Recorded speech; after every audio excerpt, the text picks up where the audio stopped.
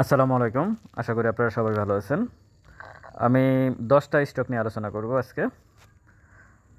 আশা করি এই স্টকগুলোর দিকে আপনারা নজর রাখতে পারেন, অথবা আপনাদের হাতে যদি এই স্টকগুলো থেকে থাকে, আপনারা হয়তো আমার কথায় আপনারা একটা যুক্তিসঙ্গত সিদ্ধান্তে উপনীত হতে পারেন।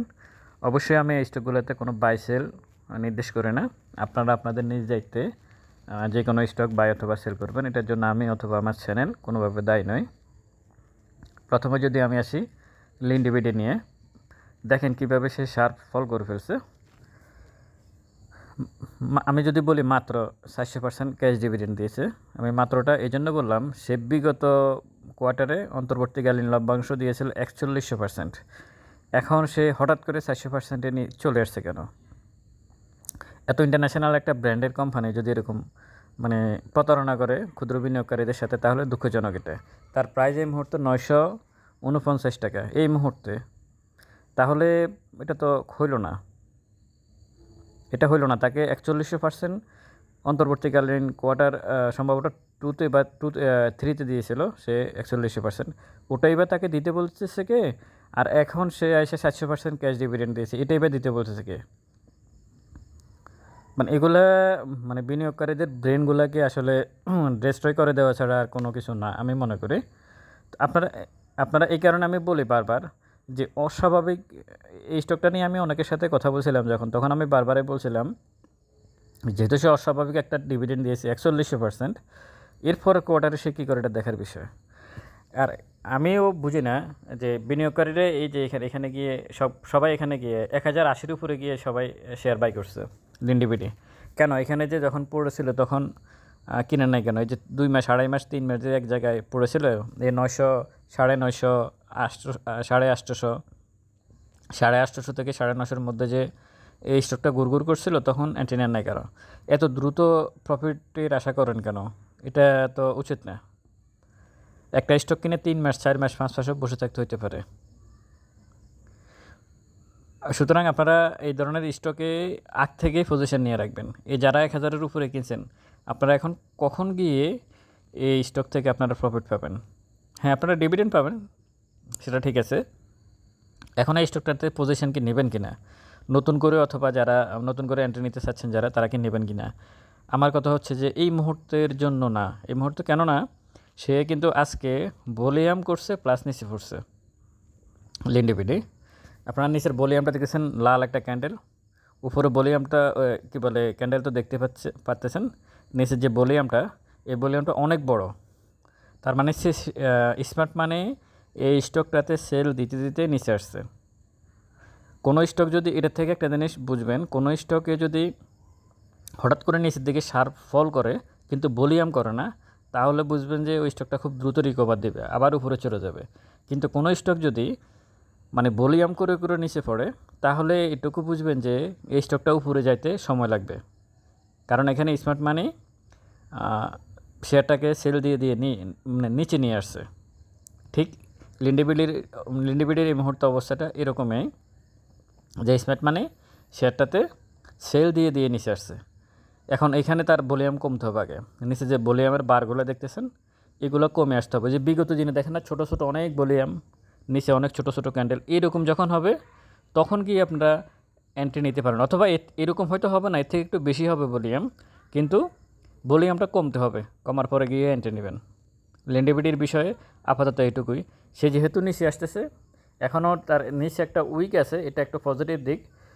নিচে সে আরেকটু নিচে নামছিল আজকে, নামার পর একটু উপরে গিয়ে ক্লোজ করছে, কিন্তু ভলিউমটা তার টোটালি নেগেটিভ। সুতরাং একটু ওয়েট অ্যান্ড সি মোডে থাকতে হবে লিন্ডিবিডিতে। যারা এন্ট্রি নিয়েছেন তারা তো নিয়েছেন। এরপরে যে স্টকটা নিয়ে কথা বলবো, অ্যারামিড সিমেন্ট। অ্যারামিড সিমেন্ট এই মুহূর্তে জেড ক্যাটাগরিতে আছে। আগামীকাল থেকে সে এই ক্যাটাগরিতে লেনদেন হবে। 10% সম্ভবত ক্যাশ ডিভিডেন্ড দিয়েছিল, দিতে পারে নাই, জেডে চলে গেছে, এখন ডিভিডেন্ড দিয়ে দিছে, সেই ক্যাটাগরিতে আগামীকাল থেকে লেনদেন করবে। তো সুতরাং যেহেতু আগামীকালে সে এতে আসবে, এতে লেনদেন করবে, এটার একটা ইমপ্যাক্ট এই স্টকটাতে পড়তে পারে। একেবারে গেমলিং আইটেম, এক সময় অনেক প্লে করছিল অ্যারামিড সিমেন্ট, এখনও শেয়ারটা ভালোই করতেছে আমি মনে করি। কিছুটা বেড়েছেও, কয়েকটা হল্টেড করছে সে। আশা করি এইখান থেকে এখন যেখানে আছে এখান থেকে শেয়ারটা প্রাইস আপ মুভমেন্টে যাবে বলে আমি মনে করি। অ্যারামিড সিমেন্ট, যদিও এই মুহূর্তে সিমেন্ট সেক্টরের অবস্থা ভালো না, কিন্তু এটা যেহেতু ট্রেডিং আইটেম, গেমলিং আইটেম, স্মার্ট মানির আইটেম, এগুলো ওই সিমেন্টের কাজ আছে কি না এই অ্যারামিড সিমেন্ট এগুলোকে ফলো করবে না। হ্যাঁ, সে যখন বাড়ার দরকার সে বাড়বেই। আমাদের মার্কেট এখন আপাতত টোটালি গেমলিং মার্কেট হয়ে গেছে, যদিও রাশেদ মাকসুদ সংস্কার করতেছে, সংস্কারের ফলাফল আমরা দেখতেছি এগুলোই। যাই হোক, এই স্টকটা আমি এই জন্য নিয়ে আসছি, অ্যাভারেজ করা যদি কারো অনেক উপরে কিনে থাকে, এখন যেখানে আছে এখানে অ্যাভারেজটা করতে পারেন।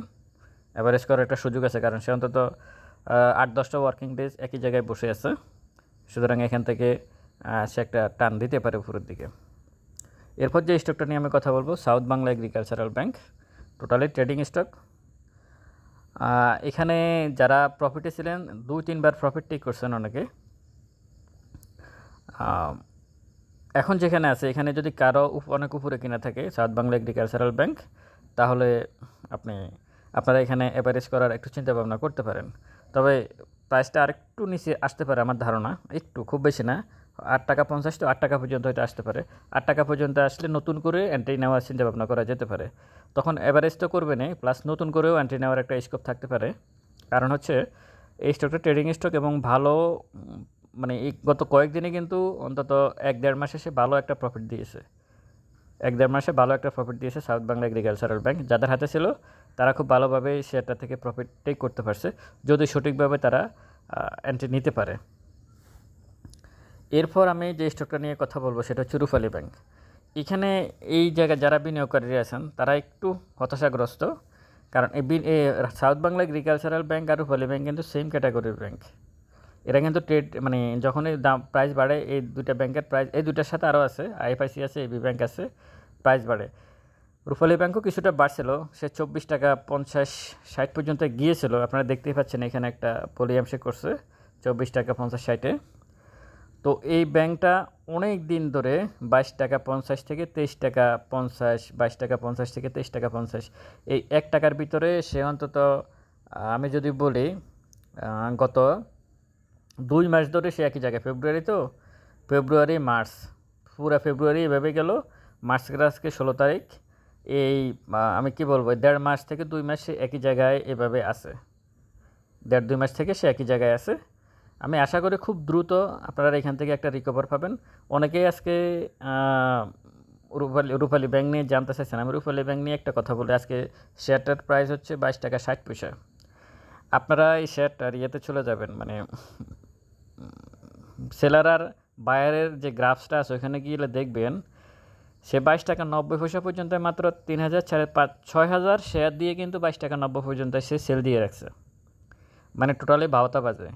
অরিজিনালি শেয়ারটার প্রাইস 22 টাকা 90 ছিল আজকে, শুধু প্রাইস কমাইতে হবে এই জন্য 22 টাকা 60 নিয়ে আসছে, কিন্তু প্রাইস অরিজিনালি 22 টাকা 90 আছে। আপনারা গিয়ে তার বায়ার এবং সেলারে গিয়ে দেখবেন যে 22 টাকা 90, 80 এবং 70, এই তিনটা রেটে মাত্র 3,000, 4,000, 5,000, 6-7,000 শেয়ার দিয়ে এই 30 পয়সা কমে দেওয়া হয়েছে।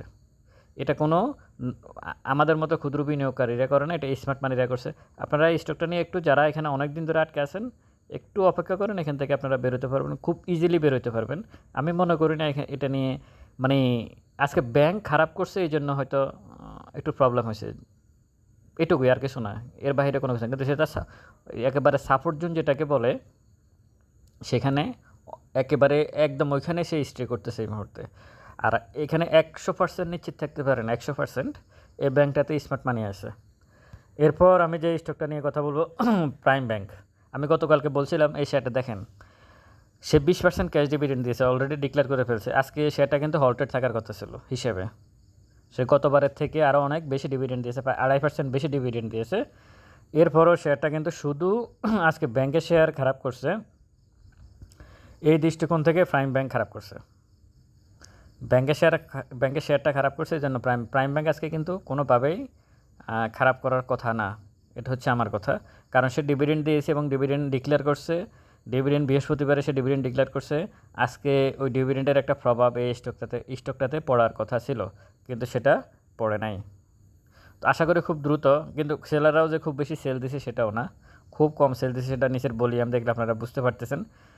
এবং এখানে নিউট্রালও দেখা যাচ্ছে অনেক, মানে খুব বেশি সেল হয়েছে বলে আমি মনে করি না।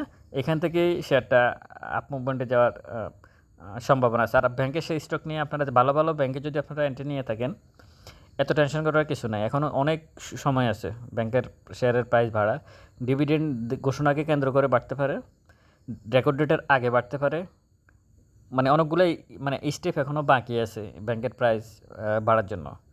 আর যেহেতু জেনারেল ইন্স্যুরেন্সের প্রাইস অলরেডি বেড়ে আজকে খুব ভালোই বাড়ছে জেনারেল ইন্স্যুরেন্স, এর আগে লাইফ ইন্স্যুরেন্স বাড়ছে। ব্যাংক কিন্তু মাঝে দিয়ে একদিন মনে হয় 15-20 দিন আগে একদিন কিছুটা বাড়ছিল সবগুলো ব্যাংক। যে কোনো মুহূর্তে কিন্তু ব্যাংকেও একটা টান আসতে পারে, আপনারা ওই সময়টার জন্য প্রস্তুত নেন। আমি মনে করি ছোটোখাটো একটা টান আসলেও আসবে, যেহেতু মার্কেটে ভলিউম নাই, এক্ষেত্রে খুব বেশি কিছু আশা করা উচিত হবে না। তো যাই হোক, প্রাইম ব্যাংক আমি মনে করি খুব দ্রুত একটা এখান থেকে দ্রুত একটা আপে যাওয়ার সম্ভাবনা আছে, যে ভালো ভালো ডিভিডেন্ড সে ডিক্লেয়ার করছে এবার। আর ব্যাংক নিয়ে যে এই যে ব্যাংকের বিষয়ে আমি আসতেছি পরে ভিডিও শেষের দিকে। ওরিয়ন ফার্মা নিয়ে জেড ক্যাটাগরি এই মুহূর্তে এটার সাথে রাজনীতির একটা সম্পর্ক আছে বিগত সরকারের। তো আপনারা এখানে এই মুহূর্তে যারা এন্ট্রি নিতে চাচ্ছেন নিতে পারেন নতুন করে, অথবা যারা উপরে কিনে আটকে আছেন তারা এখানে অ্যাভারেজ করতে পারেন। এই জায়গাটা অ্যাভারেজ করার মতো একটা জায়গা এবং খুবই সুন্দর জায়গা। সে যদি নিচে আসেও সে হয়তো 30 টাকা আসতে পারে, এর নিচে আসলে আসার সম্ভাবনা খুবই কম। এখান থেকে ছোটোখাটো একটা মুভমেন্ট সে দিবে আশা করি, এর আগেও দিয়েছে, এবারও দিবে সে। ঠিক এর আগেও সে এইরকমই একটা মানে 3-4টা এই যে লাল ক্যান্ডেল করে তারপরে সে একটা আপ মুভমেন্ট করছে।